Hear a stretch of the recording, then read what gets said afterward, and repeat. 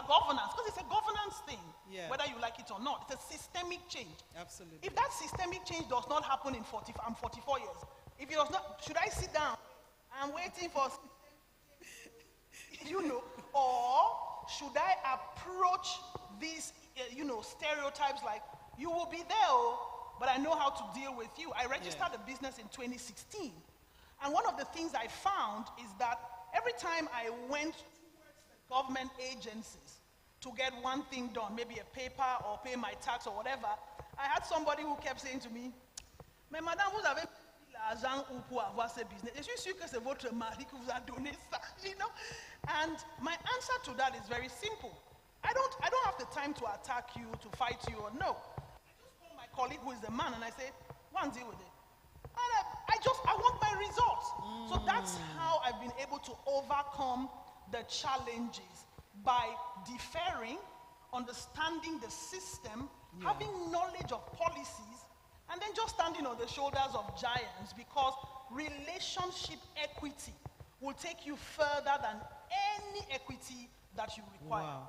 I like what you said, Kathleen. You said you were focused on the result and in front of them. You got one of your men to stand in front of them. What you were interested in was the delivery. Absolutely. I love that. We can overcome stereotypes. What matters is the result. What is it you want to get?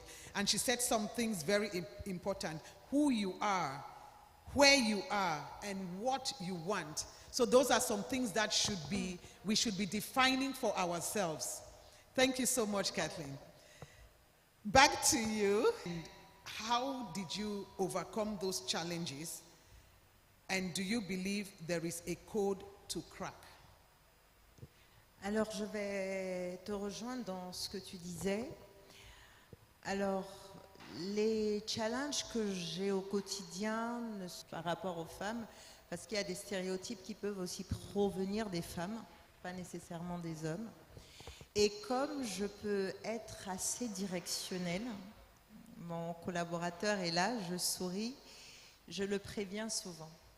Et je lui dis, bon, je vais me permettre de dire ton nom.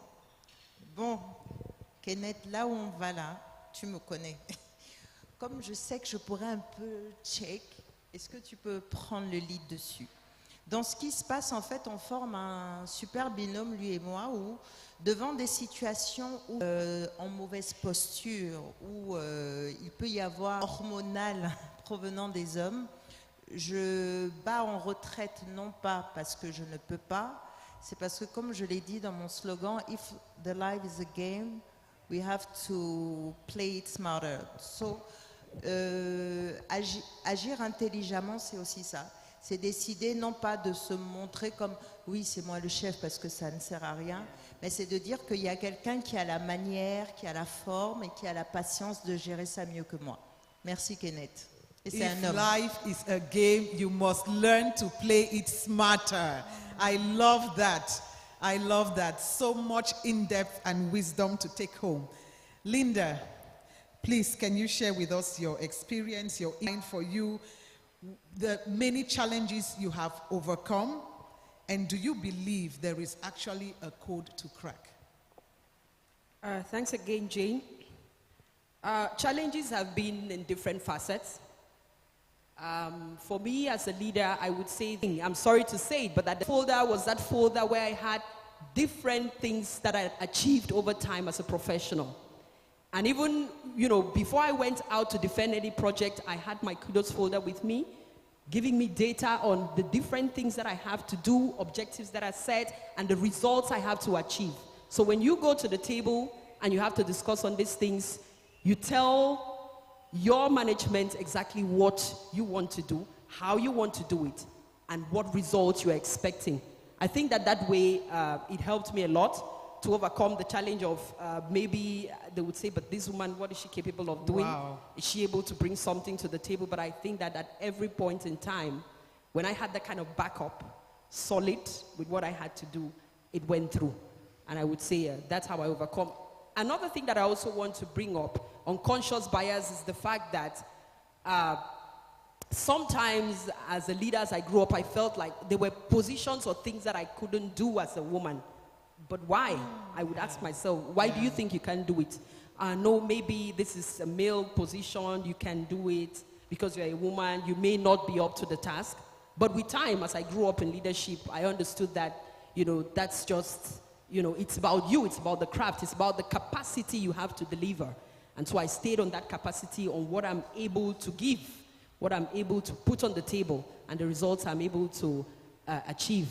That, took off that challenge Jane, of... Thank you, I Linda. just wanted to add something, if you don't mind. Sure, go ahead. This, if you want to rise through the ranks Yes. of any field, whether you're in business or corporate woman, okay, we need to understand that you have to be bold and you need to seek help early.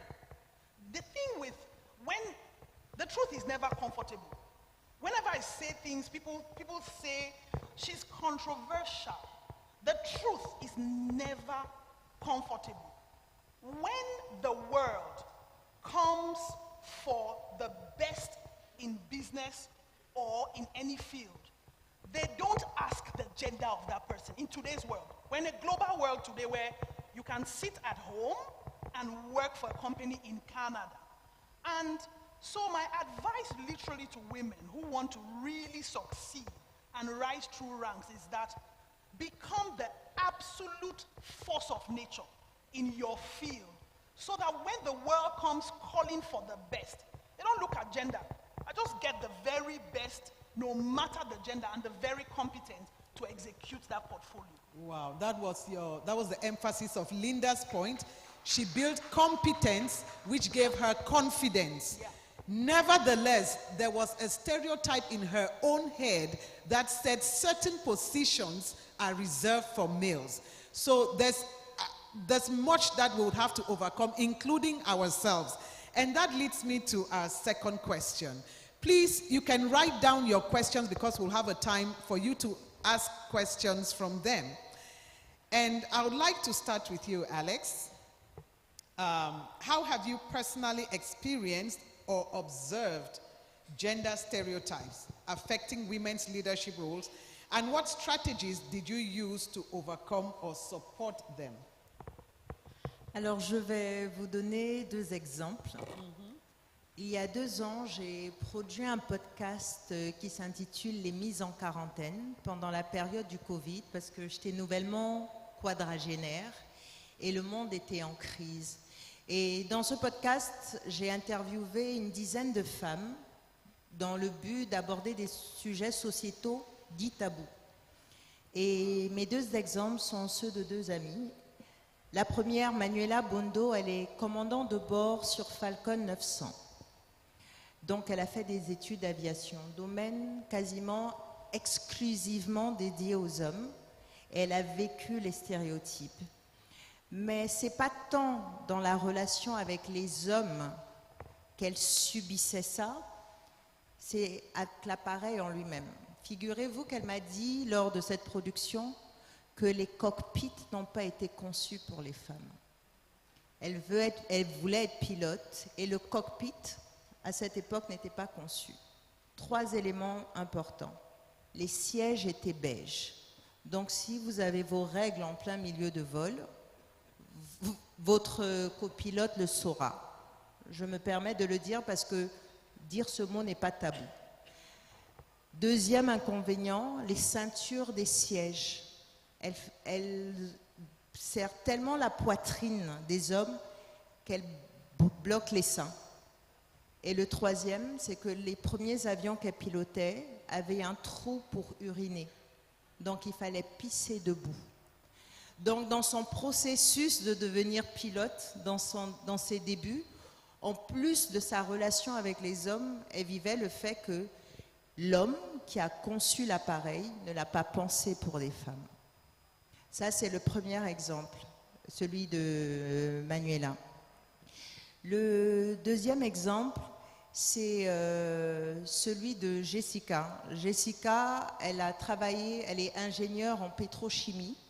Elle a travaillé pendant 10 ans pour une entreprise internationale de pétrole. Elle s'est reconvertie pour être artisan confiturier. Sa marque, c'est les petits pots de Logoué. Alors, toujours dans cette discussion, Jessica me dit, c'est quand même dommage qu'avec toutes ces femmes ingénieures, donc des femmes scientifiques, il y en ait très peu qui contribuent à concevoir des appareils. Moi, je ne suis pas scientifique, je suis littéraire. Et je lui dis, mais qu'est-ce que tu dis? Elle dit, mais il faut quand même être un homme pour penser à faire une mammographie qui fasse aussi mal. Elle dit, je suis persuadée qu'une femme n'a pas réfléchi pour créer cet appareil. Et première réaction, je suis allée sur Google et je cherche créateur de la mammographie. Eh bien, il n'y a que des hommes. Et tout ça pour dire que si on impliquait un peu plus les femmes qui ont, je ne sais pas, on là c'est l'inconnu, ça peut être nous-mêmes, c'est pas que la société. Si les femmes s'impliquaient un peu plus dans tout ce qui les concerne, ben, peut-être qu'on aurait une jeune fille qui peut être dans la salle, qui penserait à améliorer la machine de mammographie ou qui participerait à nous faire des cockpits un peu plus adaptés aux femmes. Donc voilà le partage d'expérience de ces deux amis. Wow. I'm trying to relate what you said, Linda, and what she also said.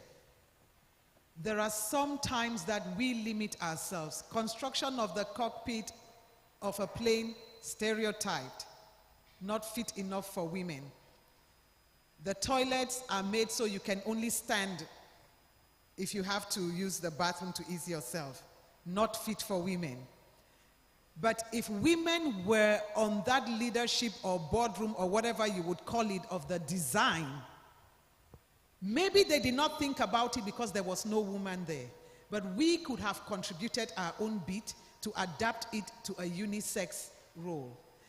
So, Linda, you may have had a different, or you may have different other experiences, but how have you personally observed different gender stereotypes affecting women's leadership roles? And what strategies did you use to overcome or support them? That's a good question. At some point in my career, I had to work with a strictly male team. Project managers at the time were mostly men. And some of them old men who have spent so many years trying to get to one level or the other. It took them a lot of time. Some of them got into the company without, I would say, any kind of higher level of education. They started maybe with the level of CAP, as you call it, for technicians. And they've spent like 20, 25 years to move from a junior staff maybe to a head of service, which, you know, today some young person coming in with probably a master's or, you know, some other higher qualification would start from that higher level. So it was quite problematic for me, who joined this team and at that time becoming a head of service. And I kept hearing this leader of mine, well, I would say manager of mine, saying like, mais vous sortez d'où? Vous les jeunes, en plus femmes, tu sors de nulle part, maintenant tu es chef de service, c'est quoi ça? Nous avons pris le temps de grimper les échelles et tout, maintenant, but I was like, seriously? This is work. I have come with what I've come, and I'm sure that management, through my work, saw me fit to do this job. And so when you live in an environment like that, you start asking yourself, how far can you go with such a manager? You know, at every point in time, there was probably something he's going to find to make you feel low, feel like you're not up to the task, because he supposedly had some experience of worth 20 years. So what did I do? Like I said before, and I say it again, learn. Back up everything you're doing with solid data. Do your work and do it well. Someone somewhere is seeing that job. And as things unfolded, our director at some point said, you know, Linda, you're going to leave this team and you're going to be heading another team. Because he found out that there was competence And keeping you in that space was reducing the kind of potential that you had to bring more performance to the team. And so that's how I was able to walk away from that challenge. Besides that, I have in the last 23 years been working as a leader and also managing kids. It's really not easy. You're managing kids, you're managing husband, and you're managing work.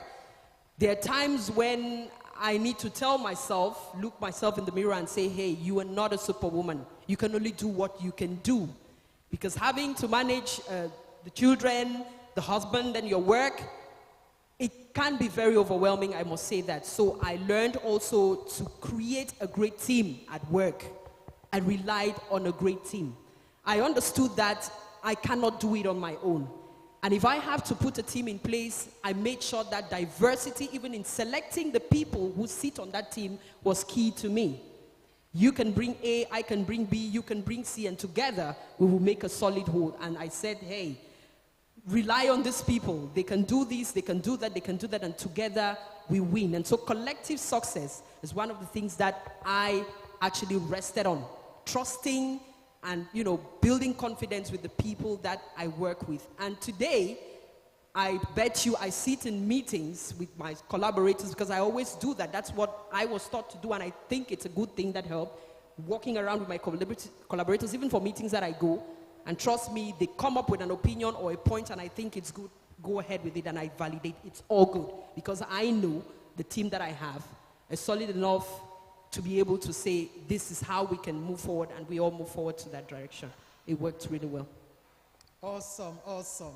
So your strategy was to build competence to the extent that your results silenced any form of stereotype.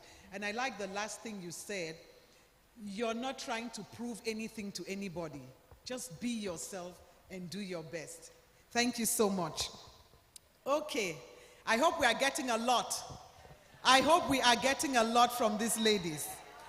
Okay, I'll move on to the next question. Alex, in your opinion, what are the key skills and qualities that make a successful leader regardless of gender? So that next time when we're saying we've not been promoted or we have not been considered for a position, we can know that these are some of the things we lack, or these are some of the things we need to build on in order to move forward. So over to you, Alex. Alors, Émile Girardin, parce qu'on a dit il faut lire, alors j'ai lu. Émile Girardin dit « Gouverner, c'est prévoir ». Et Augustin, que j'oublie pas son nom, Augustin Comte dit « Savoir, c'est prévoir pour pouvoir ». L'empathie est pour moi la meilleure qualité, la qualité clé qu'il faut pour être un bon leader. L'empathie nous donne la faculté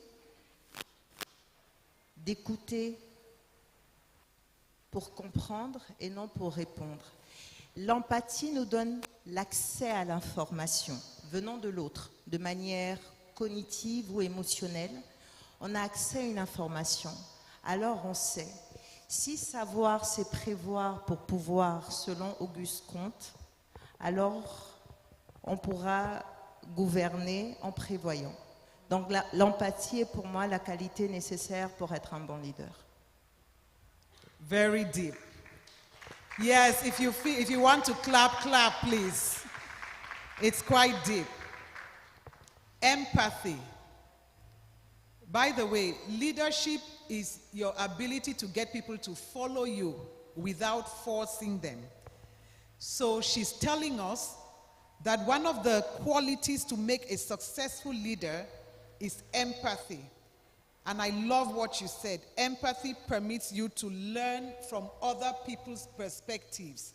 You're never too big as a CEO or a manager, but to be a good leader, if you can get the perspective of others, you're showing empathy that they matter. And so that's a quality to put you on top. Et je complète parce que pour certaines d'entre nous qui sont un peu plus jeunes, l'empathie c'est de la bienveillance. Hein, on va le faire simple, c'est être bienveillant.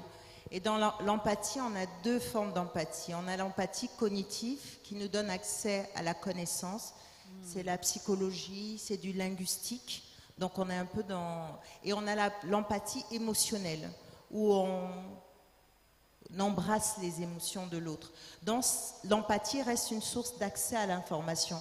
Donc quand quelqu'un est, comme on dit, empathique, il est bienveillant vis-à-vis de vous, il ne faut pas confondre avec la compassion ou de la pitié. Il y a une réelle différence qu'il faut faire entre les deux. Et pour moi, l'empathie est nécessaire à un leader. Pourquoi? Parce qu'une société ne se construit pas seule. Et comme tu disais, il faut tirer des gens. Et pour tirer ces gens, il faut les comprendre.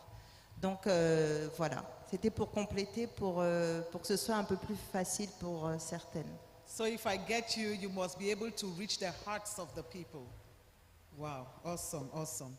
Kathleen, we want to hear your own beat. So interesting question. So before I jump into that, I'll just quickly tell you the question that you asked about how you've overcome certain stereotypes. Yes. So I do it in two ways. I use my voice because I have a voice. A strong one. Well, in terms of advocacy that influences policy change. Yeah. And I've done that for 30 years. So I spend a lot of time going to the midst of those who make decisions, pulling women to that midst so that we use our voices and our experience to get policy to change for the next generation. Yeah. The second thing that I do is I use my skills to add value to other women. So when Adeline calls me and says, Kathleen, we need to do this thing, I say, yes, ma'am. Not because, I don't know whether, not because she's bigger than life. Yeah. Because I know that if Adeline succeeds, it puts another drop in the ocean of the change we're trying to make with women influencing communities of people. Yes. So I don't run away from supporting. I want women to use me as a worker. Because I have the skills in terms of strategy and in terms of skills and communication. What better way, to do that? To answer your question on, sorry, what was the question? Key skills and qualities of a On leader. the qualities of leader. The first thing is that know that everybody cannot be a leader, will not be a leader. It's uncomfortable. But in this life, not be everybody will be leader. Let's just be honest, true. So wait. What about the aspects where... I'm coming. There's a context. Okay, There's a context to this. Okay. What I'm trying to say is, woman, know thyself. Know your limitations. Know your capacity. And if you indeed are going to be that leader, apart from all the qualities that everybody has put, just know, leadership is service. You cannot. It doesn't matter how much emotional intelligence you have, how much knowledge you have, how much empathy you have, how much leadership is service. So you're going to open your office door every time because you want to serve. It's people who put you there, so you're there to serve them. That's what I think leadership is. Awesome. If I heard what resonated, and from the keynote speaker, even from the executive director, Ms. Burns of Corporate Women, it was, and most of you who have spoken, all our speakers, purpose. So if you can discover purpose, you can find your place of leadership and make sure you apply these qualities. Linda, can you share with us some of those qualities? Besides what Kathleen and Alex have said, I would want to add something that, I hold very close to my heart with the kind of work that I do, bringing together stakeholders to effect change. That's what I love to do, make sure that we can be able to transform the lives of vulnerable young people, most especially. One thing that is key, and it works for leadership everywhere, whether for the office, whether for the projects we're running in the communities, participatory stakeholder approach. Everybody has a part to play. And that's exactly what we see Adeline is doing today. I'm bringing A, I'm bringing B, I'm bringing C, so that together we can make it better and stronger. Wow. It works, it has worked, it works, it will work anytime. And in all of that, make sure that you keep an open door policy. Once you engage in participatory approach, it means that you are open to conversations with everybody that is involved. Everyone has something to bring to the table. It may be good, it may not be good, but somewhere along the line in what they bring, you will pick out something from there that is going to make impact in what you're doing. So that's one thing that I stick to. Participate and keep an open door policy. Everybody has a part to play. Thank you so much, Linda. That is so key. Participatory stakeholder approach. I remember meeting Adeline this morning, and one of the people I had mentored, I assisted her to find some employment somewhere, and I was telling Adi, it's thanks to you, because I would never have met this person if it were not for corporate women in leadership. We are all here to have an impact. There are people's destinies that are attached to our destinies. So that participatory stakeholder approach is very, very critical. Thank you so much, Linda. Okay, we'll have to manage our time really well now.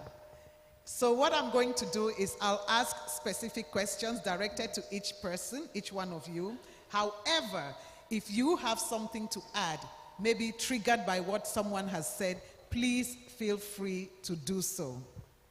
So, Kathleen, how can organizations, so this question is for you, how can organizations promote and support gender-inclusive leadership in their corporate culture and policies? I would really love to hear from you because of your advocacy side. This is a question for Adeline. She's now, HR, guru here. I know when to say I'm weak, honestly. I'm not that one. But to be fair, in my role yes, as a professional and within developing strategy for companies, right? Yes. What I say to people or to execs, I always call them business decision makers because they make the decisions. And I never want to be in a position where I make a decision for 7,000 people because tomorrow somebody will dream and see me. But the truth is, there needs to be an understanding of, the dynamics of where the company is, who is in the company, and where the company is going. The culture of a company, so for example, let me give just a random example. And I'm sorry, this is almost a Western business. But you see, if KFC leaves America and comes to Cameroon, KFC in America does not do jollof rice. By the time they come to Cameroon, they will do jollof rice. Because they're not going to make any business if they do not attach what we understand, we love, we enjoy, we will buy in that menu. So it's important that in the menu of your vision, your values, and your business direction, understand who is in the room, understand where they're from, where your business is, craft a culture that responds to those different, unique dynamics. Example, I used to lead a team of 6 in a media company in Nigeria. And one day, somebody picked up the phone and called me and said, "Ma, I'm sorry. There was a flood today, rain fell, my roof caved in, and I don't know what to do." I understood it immediately. Why? Because I am in an environment that has floods every day when it rains. I could have employed a wrong culture and said, "My friend, I better come to the office." But because I understood that, the first thing I said was, "Stay at home, take care of your house, and I hope that you are safe." That person became more loyal to the company. If you do not understand who you're working for, or with, you're not going to craft a culture that is, void of stereotypes and of discrimination and unfairness. Diversity. Yes, that's what I'm getting on the line. Diversity helps provide different perspectives. And of course, at the end of the day, it's about the bottom line profit. So it shoots up because you're able to provide that. Yes, I can see you want to say something. Alex? Oui, la diversité, c'est très bien. Et j'ai noté aussi que depuis la crise sanitaire, on a promu le télétravail. Et aujourd'hui, quand bien même la crise soit passée, on travaille toujours à distance. Et ça a aidé à diminuer tout ce qui était stéréotype, parce que là, on fait appel aux compétences. Et d'un autre côté, quand on applique la loi de Pareto, 80% de résultats pour 20% de causes, les femmes sont plus effectives à la maison quand elles travaillent à distance. Elles gèrent mieux leur famille, leurs enfants. Moi, j'ai un enfant, j'ai un mari. Le simple fait de travailler à distance, de ne pas avoir à me déplacer, je peux même me permettre avec mon téléphone de faire un call en marchant. Donc à partir de ce moment-là, je n'entre pas dans le débat de « ouais, mais quand tu sors avec ton enfant, il faut rester avec lui ». Non, mon téléphone, c'est mon travail. Donc le télétravail a aussi permis, dans certaines sociétés, d'appliquer la diminution des stéréotypes et tout ce qui peut être contraignant pour la femme en milieu de travail. Wow. We have many leaders in the room here, as much as we have people who have come to learn to rise up to the ladder. So as women, I hope we are getting this point. We can influence policies by encouraging what she said, flexible work schedules. Yes, getting you to allowing people to work remotely. If that is incorporated in our corporate culture and our policies, it can greatly support gender-inclusive leadership. Because there are some women who are afraid to rise because of the time it would take away from their homes. Maybe travel, maybe meetings, or whatever. So flexible work schedules, teleworking. Thank you so much.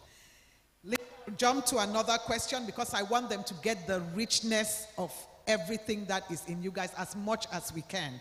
We don't have all day, so I'll try to just pull out the best from you guys. So to you, Linda, and you can contribute if something sparks in your mind. Can you share examples of organizations or initiatives that have successfully challenged gender stereotypes in leadership? What can we learn from them? I would take, again, I go back to my experience,